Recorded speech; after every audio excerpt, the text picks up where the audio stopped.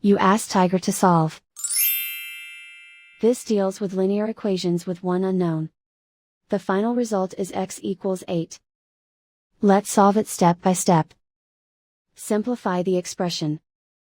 Expand the parentheses. Simplify the arithmetic. Combine like terms.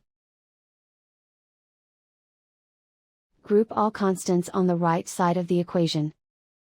Subtract 8 from both sides. Simplify the arithmetic.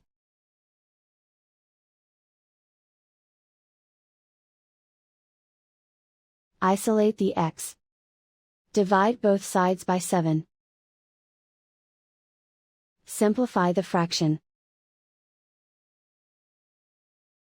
Find the greatest common factor of the numerator and denominator. Factor out and cancel the greatest common factor. And so the final result is x equals 8.